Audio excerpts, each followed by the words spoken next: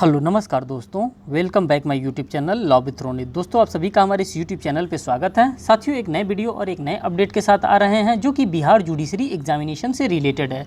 जी हाँ साथियों, यहाँ से आपके एग्जामिनेशन में बहुत ज़्यादा क्वेश्चंस पूछे जाते हैं, उसीलिए ये सेशन मैं आपके लिए लेकर के आया हूँ। और आज हम इसमें बात करेंगे भारतीय न्यास अधिनियम 1882 के बारे में। मीन्स की जो इंडियन ट्रस्ट एक्ट है, यहाँ ये आपका माइनर एक्ट के अंतर्गत कंसीडर किया जाता है और यहाँ से बार बार आपके एग्जामिनेशन में क्वेश्चन पूछे जाते हैं। तो जो भी यहाँ से माइनर एक्ट हैं, सभी माइनर एक्ट के क्वेश्चन को हम यहाँ पे ऑब्जर्व करेंगे और ये भी हम ऑब्जर्व करेंगे कि किस किस एग्जामिनेशन में कब कब ये आपके क्वेश्चन पूछा गया है। तो देखिए साम्य एवं न्यास विधि के बारे में यहाँ पे बात कर रहा है। क्वेश्चन नंबर फर्स्ट को अगर हम ऑब्जर्व करते हैं तो कह रहा है निम्नलिखित में से कौन सा साम्य का परिभाषित स्रोत है। तो यहाँ पे किसको परिभाषित स्रोत के अंतर्गत रखा गया है साथियों, तो यहाँ पे जो इसका करेक्ट आंसर मार्क किया गया है वो बी वाला इसका करेक्ट आंसर आप मार्क किया गया है, आप देख भी सकते हैं। और ये लिखित कानून के बारे में बात कर रहा है और ये सबसे पहले आया भी कहाँ पे है, तो साथियों ये बिहार 2013 के एग्जामिनेशन में आया था, एपीओ के एग्जामिनेशन में, साथ ही साथ बिहार जे 2020 के भी एग्जामिनेशन में ये क्वेश्चन आया था और एज यूजुअल यही क्वेश्चन आया था, इसीलिए इस क्वेश्चन को यहाँ पे रखने का प्रयास किया गया भरपूर।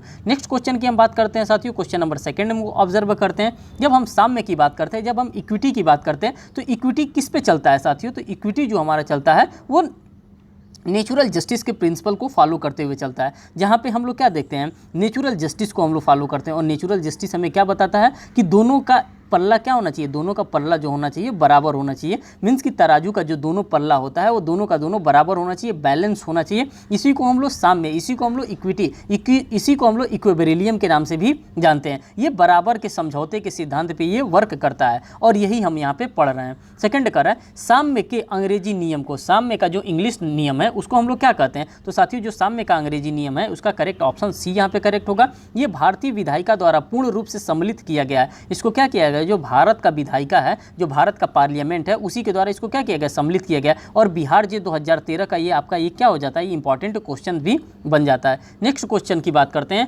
समानता से तात्पर्य है। अब साथियों समानता से क्या तात्पर्य है, किसको हम समानता के अंतर्गत कंसीडर किया जाता है, तो जो यहाँ पे बी वाला इसका करेक्ट आंसर मार्क किया जाएगा। और आप ये भी देख सकते हैं कि बिहार एपीओ 2013 के एग्जामिनेशन में ये क्वेश्चन रेस किया गया है। तो ये कह रहा है समानुपातिक समानता के बारे में हम बात करते हैं। समानुपातिक मीन्स कि यहाँ पे जो प्रोपोर्शनल है उसी प्रोपोर्शनेट के अकॉर्डिंग ही यहाँ पे हम बात कर रहे हैं। नेक्स्ट क्वेश्चन को डील करते हैं। क्वेश्चन नंबर 4 में कह रहा है कि साम्य के सिद्धांत की संविधिक मान्यता नहीं पाई जाती है। तो अब कहाँ पे नहीं पाई जाती है साथियों, तो ये माल विक्रय अधिनियम 1930 के अंतर्गत यहाँ पे इसको नहीं पाई जाती है। यहाँ पे किसी भी प्रकार की साम्य को हमको नहीं देखने के लिए मिलता है, किसी भी प्रकार के इक्विटी को हमको देखने के लिए, किसी भी प्रकार के बैलेंस को हमें देखने के लिए नहीं मिलता है। और ये आप देख सकते हैं कि किस एग्जामिनेशन में पूछा गया, जो भी क्वेश्चन आ रहा है सब के सब कहीं ना कहीं बिहार जुडिशरी के आपके एग्जामिनेशन से हो करके ही ये क्वेश्चन आ रहे हैं आपके पास। नेक्स्ट क्वेश्चन को ऑब्जर्व करते हैं, कर रहा है विशिष्ट अनुतोष अधिनियम। अगर हम स्पेसिफिक रिलीफ एक्ट की बात करते हैं, में साम्य के सिद्धांतों की संविधिक मान्यता संबंधित है। तो साथियों ये किससे संबंधित है, तो उपरोक्त सभी से, विशिष्ट पालन से संबंधित है, व्यादेश से संबंधित है, संशोधन या विखंडन से संबंधित है। और आप देख सकते हैं बिहार जे 2018 का ये स्पेशल क्वेश्चन भी आपका रहा है। नेक्स्ट क्वेश्चन को ऑब्जर्व करते हैं। क्वेश्चन नंबर 6 में कह रहा है साम्य का क्षेत्राधिकार त्रिक्षेत्राधिकार है, अनन्य समवर्ती और सहाय यह कहा गया है। तो ये किसके द्वारा कहा गया है, तो ये स्टोरी साहब के द्वारा ये बात कही गई है और ये बिहार जे 2020 का आपका क्वेश्चन भी रहा है। नेक्स्ट क्वेश्चन को ऑब्जर्व करते हैं, निम्न में से कौन सा लाभार्थी नहीं हो सकता। अब किसको लाभार्थी के अंतर्गत कंसीडर नहीं किया जाता है साथियों, तो जो अजन्मा बच्चा होता है इसको लाभार्थी के अंतर कंसीडर नहीं किया जा रहा है। और आप देखते चलिए कि बिहार एपीओ 2013 के क्वेश्चन में ये भी शामिल था। नेक्स्ट क्वेश्चन की बात करते हैं, क्वेश्चन नंबर 8 की हम बात करते हैं दोस्तों। तो क्वेश्चन नंबर 8 में कह रहा है कि निम्नलिखित में से सही कथन को चुनिए।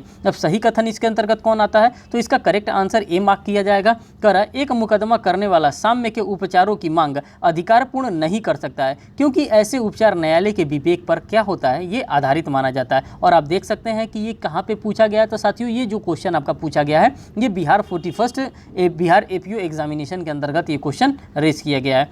नेक्स्ट क्वेश्चन की हम बात करते हैं, संविदा के विशिष्ट अनुपालन के मामलों में पक्षकारों के अधिकार सम्मिलित होते हैं। तो कहाँ सम्मिलित होते हैं, साम्य और विधि के सिद्धांत के ऊपर ये सम्मिलित होते हैं और ये बिहार जे 2018 के एग्जामिनेशन में ये क्वेश्चन पूछा भी गया था। नेक्स्ट क्वेश्चन को देखते हैं। क्वेश्चन नंबर 10 में कर है साम्य की क्रिया व्यक्ति से संबंध रखती है, इस सूत्र का अर्थ है। तो साथियों इस सूत्र का अर्थ क्या है, तो इसका करेक्ट आंसर ए होगा। साम्य अपने आदेशों का प्रवर्तन उस व्यक्ति के अंतःकरण पर प्रभाव उत्पन्न करके करती है जिस पर आरोप लगाया गया हो, जिसके ऊपर किसी भी प्रकार का अगर चार्जेस लगाया गया, आरोप लगाया गया, उसी के बारे में बात करता है। और ये आप देख सकते हैं बिहार एपीओ 2011 के पेपर में ये क्वेश्चन पूछा भी गया। नेक्स्ट क्वेश्चन की हम बात करते हैं। क्वेश्चन नंबर 11 में समता ही साम्य है के सूत्र का अर्थ है। इस सूत्र का क्या अर्थ है, साम्य को समता के आनंद है, मीन्स की साम्य है, इसमें समता के आनंद के बारे में बात कर रहा है। और ये बिहार एपीओ 2014 के एग्जामिनेशन में ये क्वेश्चन पूछ करके आपसे रखा है। क्वेश्चन नंबर 12 की बात करते हैं साथियों। कर संपत्ति अंतरण अधिनियम की धारा 48, 78, 79 में निम्नलिखित में से किस सूत्र का उदाहरण प्रस्तुत करती है। तो किसका उदाहरण प्रस्तुत करती है,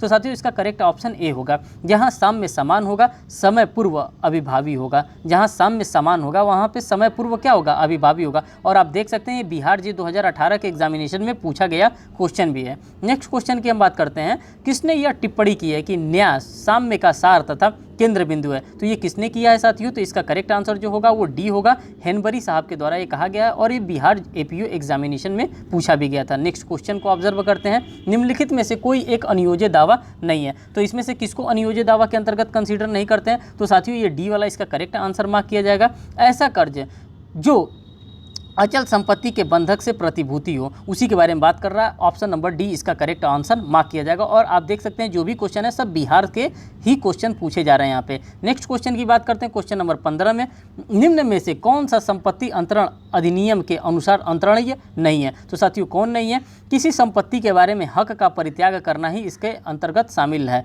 और ये बिहार एपीओ 2011 के अंतर्गत ये क्वेश्चन आपसे पूछा भी गया था। क्वेश्चन नंबर 16 को ऑब्जर्व करते हैं। जहां साम्य समान हो वहां विधि अभिभावी होगी। भारतीय विधि का कौन सा सिद्धांत इस सूत्र पर आधारित है, तो उपर्युक्त सभी आधारित हैं। व्यतिकेर का सिद्धांत, व्यतिरेक का सिद्धांत, क्रमबंधन का सिद्धांत, चुनाव का सिद्धांत, ये सभी सिद्धांत यहाँ पे अप्लाई होते हैं। और ये बिहार जे 2018 का पूछा गया क्वेश्चन भी है। क्वेश्चन नंबर 17 की अगर हम बात करते हैं। साम्य का आगमन विधि को नष्ट करने के लिए नहीं बल्कि इसको भरपूर बनाने के लिए हुआ है। यह कथन किसने किया था साथियों, तो यह कथन मोटलैंड साहब के द्वारा किया गया था। और बिहार एपीओ 2011 और 2014 के पेपर में यहाँ से क्वेश्चन भी पूछा गया था। क्वेश्चन नंबर 18 की हम बात करते हैं। साम्य न्यायालय से अनुतोष प्राप्त किया जा सकता है। जो साम्य न्यायालय है यहाँ से अनुतोष प्राप्त किया जा सकता है। इसका करेक्ट आंसर क्या होगा, तो सी होगा। कॉमन लॉ न्यायालय में निर्णय के पूर्व या पश्चात दोनों के समय ये लिया जा सकता है। और बिहार जे 2016 के एग्जामिनेशन में यहाँ से क्वेश्चन भी पूछा गया। क्वेश्चन नंबर 19 को ऑब्जर्व करते हैं। साम्य हित एक हित है